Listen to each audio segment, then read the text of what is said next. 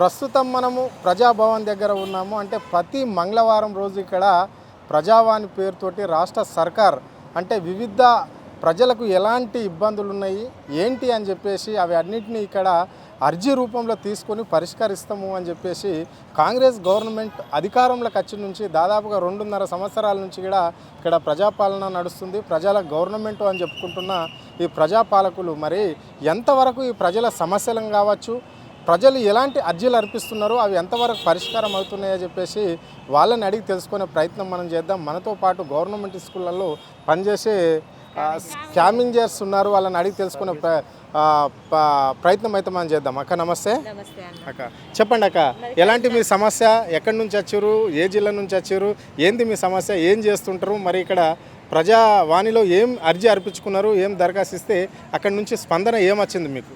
Sir మాది కరీంనగర్ జిల్లా కేశపట్నం మండలం తాడికల్ విలేజ్. నేను చిన్న స్కూల్లో పనిచేస్తా, ఎంపీపీఎస్ తాడికల్లో పనిచేస్తా. స్కావెంజర్గా అంటారు, పార్ట్ టైం వర్కర్గా.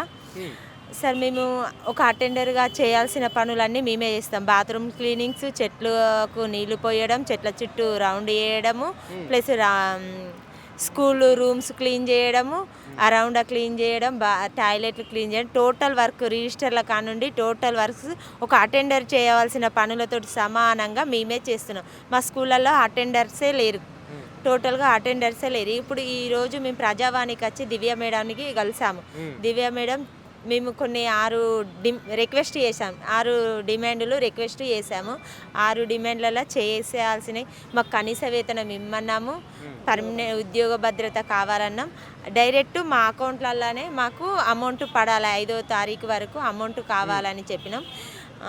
ఇంకా చెప్పాలంటే చాలా ప్రాబ్లమ్స్ ఉన్నాయి. మాకు లీవ్స్ కూడా లేవు సార్, లీవ్స్ కూడా కావాలని కోరుతూ ఇంతటితో నా ఉపన్యాసాన్ని ముగిస్తున్నాను. మేడం చెప్పండి, ఇంకో విషయానికి వస్తే ఇప్పుడు మీ పని భారం ఎట్లా ఉంటుంది, మరి మీ వేతనం ఎట్లా ఇస్తారు? మంత్లీ ఇస్తారా లేకుంటే 3 నెలలకు సార్? 3 నెలలకు ఒకసారి, 4 నెలలకు ఒకసారి. మాకు ఇచ్చే 3,000ల్లో శానిటైజర్లకు 1,000 రూపాయలు ఉంచుకుంటారు సార్. ఇచ్చే 3,000ల్లో 1,000 రూపాయలు శానిటైజర్లకు, చీపిర్లకు, సరుపు ప్యాకెట్లకు అట్లా 1,000 రూపాయలు ఉంచుకుంటారు. కనీస వేతనం నెలకు 3,000 ఇస్తున్నారు. 3,000 రూపాయలకు మీ కుటుంబాన్ని పోషించలేని స్థితిలో ఉన్నాం. మమ్మల్ని మా కుటుంబాన్ని ఆదుకోవాలని గవర్నమెంట్ను కోరుకుంటూ ఈరోజు మేము ప్రజావాణిలో కలిసాము. అంటే మీ వేతనం ఎంత కావాలని చెప్పేసి ఇక్కడ గవర్నమెంట్ ప్రకారం మేము గవర్నమెంట్ రూల్ ప్రకారం కనీస వేతనం 18,000 ఉన్నది కాబట్టి రూల్ ప్రకారం అదే 18,000 మా కనీస వేతనముగా ఇవ్వాలని కోరుకుంటున్నాం సార్. నా పేరు ప్రవీణ్ కుమారు, నేను ములుగు జిల్లా అధ్యక్షుడిని. నేను ఈరోజు ప్రజాభవన్కి రావడం జరిగింది.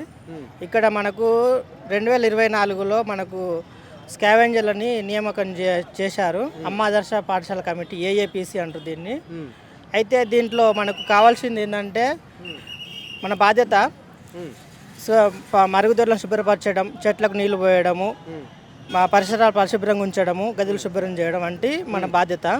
అయితే ఇక్కడ ఏం జరుగుతుందంటే చైర్మన్లు, ప్రధానోపాధ్యాయులు చాలా విషయాలు చెప్పాలంటే మనకు చెక్కు ద్వారా సంతకం చేయడం కానీ, లేకపోతే వాళ్ళ మనీని కొంచెం ఆఫ్ చేసుకోవడం కానీ, లేకపోతే జీతంలో కటింగ్లు చేయడం కానీ ఈ విధంగా చేస్తున్నారు. వాళ్ళకి వచ్చేది 200, 250, 300 లోపే. మరి వేతనం మరి వాళ్ళకు కూలీ పోతే వస్తుంది, కానీ దీనిలో పేద సాధువులు ఉన్నారు కాబట్టి దీని మీద ఆధారపడుతున్నారు. కొందరు వికలాంగులు, చాలా అంటే చదువుకొని నిరుద్యోగం ఉన్న వాళ్ళు కూడా దీంట్లో నిమగ్నమయ్యి ఏ ఆధారం లేక దీంట్లో పని చేసుకుంటున్నారు. దీంట్లో 30-40 సంవత్సరాల నుంచి పని చేసుకుంటున్నారు, కానీ ఒక ఆశ అనేది వీళ్ళ ఉన్నది దీంట్లో. కాకపోతే రిజిస్టర్ లేదు, దీంట్లో పేరు మెన్షన్ చేసు లేదు, అగ్రిమెంట్ లేదు.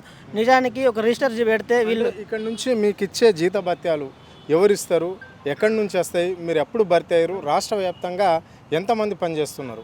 దీంట్లో డిఎంఎఫ్టీ అని ఒకటి ఉంటుంది, దాని నుండి వస్తుంది మాకు. దాని నుండి మళ్ళీ సింగరేణి, అక్కడ నుండి మళ్ళీ కలెక్టర్ నుంచి డిఓ నుంచి అమ్మ ఆదర్శ పాఠశాల కమిటీలో ఇది జమ చేయబడతాయి. అయితే అక్కడికి వచ్చిన తర్వాతకి వీళ్ళకు కొందరికి ఇవ్వడంలో ఇబ్బందులు పెడతారు, కొందరికి నేరుగా ఇచ్చేస్తారు. సెంట్రల్ గవర్నమెంట్ 60% ఉంటుంది, 40% జీతాలు అందజేయబడతాయి. చెప్పండి అన్న, మీరు ఎక్కడికి వెళ్ళచ్చు? మాది సిద్దిపేట జిల్లా శనిగరం మాది. సెంట్రల్ గవర్నమెంట్ నుండి 60% ఇస్తారు, స్టేట్ గవర్నమెంట్ 40%. ఇది మాకు జీతం రూపంగా ఇస్తారు. అయితే కొన్ని పాఠశాలల్లో ఈ విధమైన కటింగ్లు ఉన్నాయి. ఇది ఫినైల్ అని ఇదని వచ్చే జీతం 3000, 4, 6 అట్లా స్కూల్ పిల్లల ఎన్రోల్మెంట్ని బట్టి ఇస్తారు. మీరు ఏ సంవత్సరంలో భర్తీ అయ్యారు? మేము 2016, 15-16 సంవత్సరంలో స్టార్టింగ్. అప్పటి నుండి ఇప్పటి వరకు చేస్తూనే ఉన్నాం. అదే 3000 వేతనాలు. అదే 3000 వేతనం. రైట్. మీ పని భారం ఎట్లా ఉంటుంది మరి? ఎన్ని గంటల నుంచి ఎన్ని గంటల వరకు చేయాలి? 7:30లో స్టార్ట్ అవుతాం సార్ మేము. మా బ్రష్ వేసుకునే అక్కడ స్కూల్లోనే 7:30 to 5:30 దాకా ఉంటాం. ఆ మధ్యలో ఒక 1 అవర్ పర్మిషన్ తీసుకొని వచ్చి స్నానం ఇట్లా చేసుకొని తిని వెళ్ళిపోతాం. మళ్ళీ 5:30 దాకా ఉండాల్సిందే. సాయంత్రం చేయాలి, ఇంత రూమ్లో వాష్ చేసుకోవాలి, ఊడ్చుకోవాలి.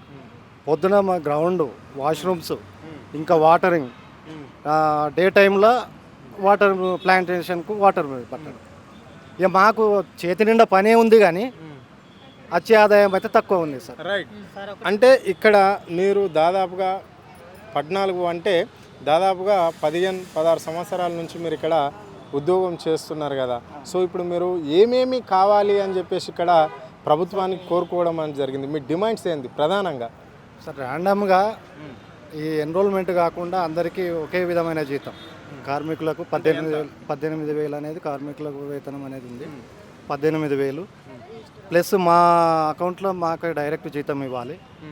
ఒక్కొక్క గుర్తింపు అనేది ఉండాలి. ఈ ఏజెన్సీ పద్ధతి ఏపీఎస్సీ అనేది అట్లా కాకుండా మాకు ఒక గుర్తింపు అనేది ఉండాలి. రిజిస్టరా, సంతకమా, మాకు ఎఫ్ఆర్ఎస్ఆ, అట్లా కాకుండా.